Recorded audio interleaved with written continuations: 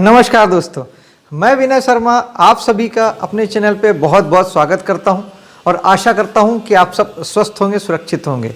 आने वाले नए वर्ष 2023 की आप सभी को बहुत बहुत बधाई और बहुत सारी शुभकामनाएं।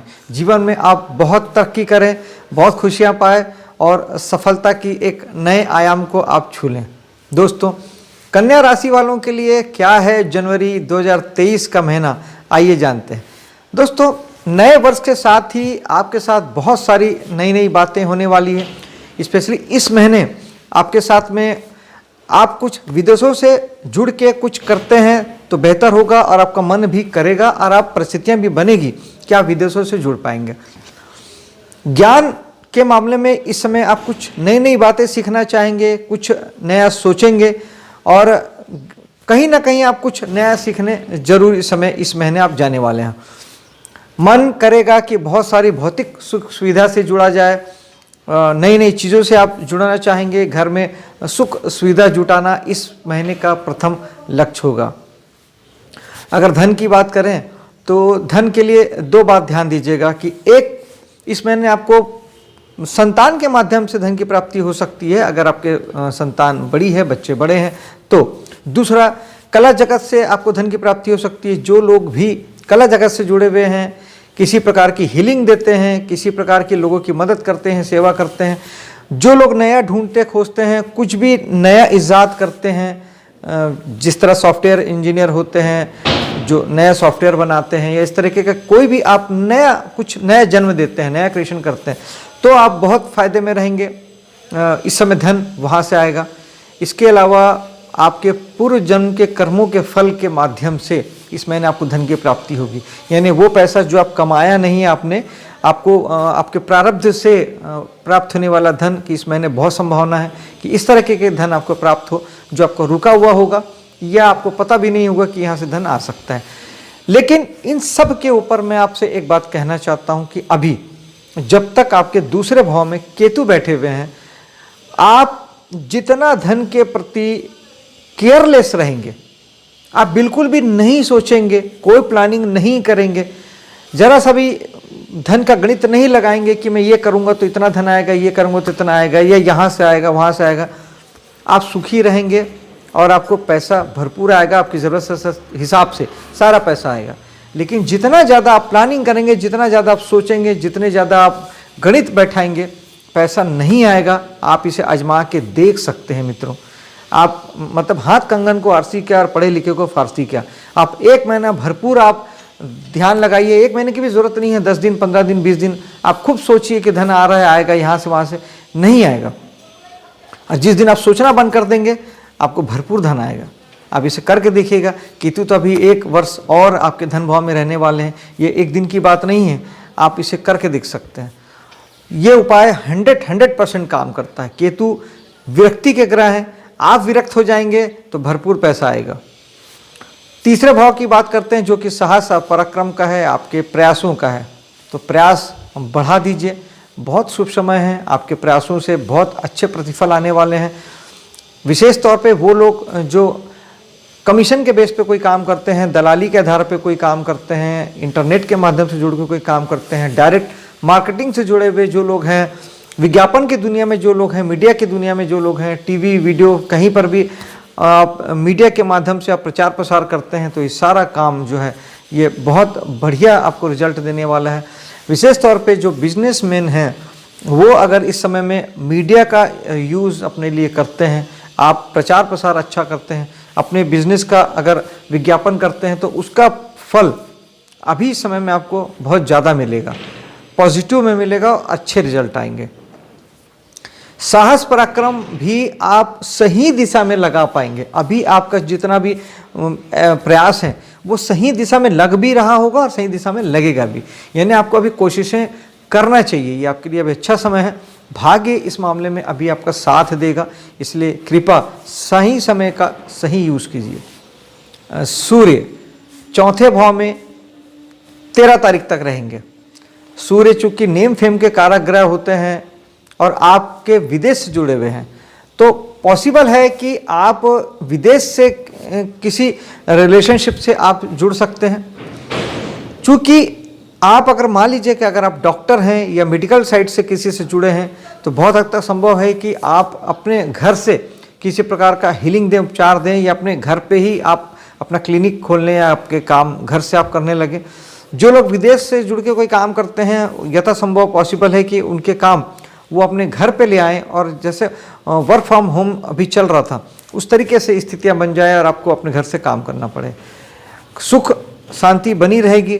सूर्य नेम फेम के कारक हैं तो आपके निश्चित आपके घर परिवार में, आपके कुटुंब में, आपके रहने के स्थान पे, आपके वाहन और आपके मकान को लेके आपका नेम फेम बढ़ सकता है या उसके माध्यम से आपकी पहचान बन सकती है।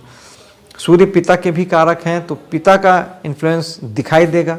पिता से आप प्रभावित रहेंगे और निर्णय भी ऐसे लेंगे कि आप मतलब पिता के समझ से, पिता के समझाने से आप काफ़ी हद तक उनका फ़ायदा उठा सकते हैं। जो लोग अपने पुराने मकान को सेल आउट करना चाहते थे, जो अपने पुराने वाहन को बेचना चाहते थे, उसके लिए ये अच्छा समय है और इस समय में आपके किए गए प्रयासों से वो चीज़ हो जाएगी। आपका मकान बिक जाएगा, वाहन आपका बिक जाएगा। जो लोग प्रॉपर्टी के काम में हैं, जिनका कोई पुराना मकान या पुरानी प्रॉपर्टी रुकी हुई है, उसके लिए भी ये समय ठीक है। वो भी अगर प्रयास करेंगे तो वो अपने मकान प्रॉपर्टी को बेच पाएंगे। पंचम भाव की बात करते हैं। पंचम भाव में 3 ग्रह इस महीने आपके पंचम भाव को विशेष बना देते हैं। एक तो सूर्य जो कि 14 तारीख को चौथे भाव से 5वें भाव में आ जाएंगे। दूसरे शुक्र जो कि 21 तारीख तक आपके पंचम भाव में ही बैठेंगे। और तीसरे बुध जो कि 7 तारीख से आपके पंचम भाव में आएंगे। ये तीनों ग्रह मिलके माइंड सेट, आपके जो दिमाग है, खूब सारे विचार लाने वाले हैं, खूब सारी सोचें लाने वाले हैं। बुध ज्ञान का प्रयोग कराएंगे, शुक्र लग्जरी से जोड़ेंगे और सूर्य पिता से भी जोड़ेंगे, नेम फेम भी लाएंगे। लेकिन ये हो सकता है कि आपका कोई, अगर आपकी संतान अगर विदेश जाने की इच्छुक थी तो वो इस समय में कुछ उनकी परिस्थितियाँ ऐसी बन सकती हैं कि वो उनके लिए रास्ता बन सकता है। विदेश से कोई आपके यहाँ यानी कोई विदेशी जातक से ऑनलाइन के माध्यम से या किसी भी माध्यम से आप जुड़ सकते हैं, आपके तार जुड़ सकते हैं, आपके प्रेम संबंध या रिलेशनशिप विदेशों से जुड़ सकते हैं या किसी दूर के लोगों से आपके संबंध बन सकते हैं, विशेष तौर पे प्रेम के संबंध, क्योंकि पंचम भाव हमारा प्रेम का होता है, प्यार का होता है।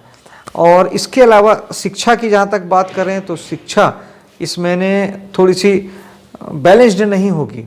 आप थोड़े से बहुत सारे दूसरे विचारों में खोए रहेंगे, बहुत सारी अन्य बातें भी आपके साथ होगी, दिमाग में बहुत सारी बातें चलेगी। तो शिक्षा इस महीने थोड़ा सा कहीं आप दूर दूर दिखाई देंगे। जो लोग स्टूडेंट हैं उनकी मैं बात कर रहा हूँ। मेडिटेशन एक अच्छा उपाय है मन को एकाग्र करने का। इसके अलावा चूँकि पंचम भाव हमारा पूर्व जन्म से संचित किया हुआ हमारे कर्मों का फल होता है, तो आपको कुछ सुख सुविधाएं, कुछ पैसे, कुछ मान सम्मान और कुछ ज्ञान आपको पूर्व जन्म के कर्मों के माध्यम से प्राप्त होगा। आपको ये बात समझ में आएगी कि इसके लिए आपने कोई प्रयास नहीं किया, आपने कुछ किया नहीं, और वो चीज़ आपको मिलेगी। दोस्तों, छठे भाव की बात करते हैं तो छठे भाव में विशेष हो जाता है छठा भाव। छठा भाव विशेष इसलिए होता है और पंचम भाव भी विशेष हो जाता है एक महीने में, क्योंकि शनि जो पिछले 2.5 वर्षों से आपके पंचम भाव में थे और संतान को लेके अगर आपको कुछ पीड़ा दे रहे थे, कुछ दुख दे रहे थे या किसी भी प्रकार का आपको संघर्ष दे रहे थे, संतान के लिए मैंने ही प्रेडिक्शन करता रहा कि आपको ज़्यादा ध्यान देना है। तो अब वहाँ से आप थोड़े रिलैक्स हो जाएंगे। शनि 17 तारीख को, 17 जनवरी को नए साल के साथ नया आगाज़ करेंगे और आपके छठे भाव में आ जाएंगे। और चूँकि शनि पंचम भाव से आपको फ्री कर देंगे, संतान के ऊपर से आपके तनाव प्रेशर को कम कर देंगे, छठे भाव में आ जाएंगे। और चूँकि अपने मूल त्रिकोण राशि में है तो कोई भी ग्रह अपने पसंद की राशि में, स्व राशि में होने से वो अपने घर का कहलाता है। शनि जहाँ बैठते हैं वहाँ प्रॉब्लम नहीं देते, शनि जहाँ देखते हैं वहाँ प्रॉब्लम देते हैं। और प्रॉब्लम भी ऐसा कुछ नहीं देते, वहाँ के लिए आपको ज़्यादा अवेयर होने के लिए कहते हैं, ज़्यादा ध्यान देने के लिए कहते हैं और ज़्यादा मेहनत करने के लिए कहते हैं। छठे भाव में आए हुए शनि आपके 12वें भाव को देखेंगे, जो कि एक विपरीत प्रकार का योग बनेगा कि चूँकि 12वां भाव खराब में हम गिनते हैं हमारे खर्चों का, नुकसान का, कष्ट का, तब वो उसको तहस नहस कर देंगे। यानी हमारे खराब भावों को शनि और ख़राब कर देंगे, यानी उसको ख़त्म कर देंगे। तो ये चीज़ों के फल में हमें कमी आएगी। लेकिन छठे भाव में आए हुए शनि आपको कर्म के प्रति अवेयर होने के लिए कहते हैं, क्योंकि शनि दोस्तों भले ही जहाँ बैठते हैं वहाँ के लिए न्यूट्रल हो या शुभ हो अशुभ ना हो, लेकिन फिर भी कहीं ना कहीं शनि कर्म के कारक हैं और मेहनत करने के लिए तो कहते ही हैं। तो इस समय में जिनके पास नौकरी नहीं है उन्हें नौकरी मिल जाएगी, नौकरी में बेहतर आप कर पाएंगे और बेहतर करना ही पड़ेगा, क्योंकि अब शनि चाहते हैं कि छठे भाव में अगले 2.5 वर्षों के लिए आपको काम के प्रति फोकस्ड होना पड़ेगा। अगर अभी तक आप अपने काम को लेके हल्के में थे तो अब आपको सीरियसली काम करना पड़ेगा, मेहनत ज़्यादा करना पड़ेगा। किसी भी प्रकार के सर्विस सेक्टर में आप हैं, सरकारी नौकरी हो, प्राइवेट नौकरी हो या प्राइवेट लेवल पे किसी प्रकार के आप काम करते हैं, मानसिक रूप से कंसल्टेंसी देते हैं या शारीरिक रूप से आप श्रम करते हैं, ये सारे काम हमारे छठे भाव के होते हैं। मेहनत ज़्यादा करना पड़ेगा, फोकस्ड वे में होना पड़ेगा और अनुशासित होना पड़ेगा। ये शनि की बेसिक शर्तें हैं। बाकी शनि ठीक हैं, अच्छे हैं, मूल त्रिकोण राशि में है, आपको ज़्यादा से ज़्यादा आपके कर्मों से जोड़ेंगे और आपका भाग्य बनाने में आपकी मदद करेंगे। सप्तम भाव में गुरु विराजमान हैं, जो कि बेहतर संकेत देते हैं कि आपकी अभी जीवनचर्या बेहतर चल रही है, सब कुछ ठीक है। बृहस्पति शुभ ग्रह हैं, सात्विक ग्रह हैं, तो आपके जीवन साथ ठीक है। मन में भी शुभ और सात्विक भावनाएं आ रही होगी, आपके मन में भी कुछ शांत सोफिस्टिकेटेड भावनाएं होगी, जीवन साथी के साथ तालमेल बढ़ रहा होगा। और दूसरा, जिन लोगों की मैरिज नहीं हुई है उसके लिए ये बहुत बहुत ज़बरदस्त समय है। कुंडली में भी अगर योग संयोग अच्छे हैं, महादशाओं का क्रम अच्छा है, तो फिर इस समय में 100% आपकी मैरिज हो सकती है।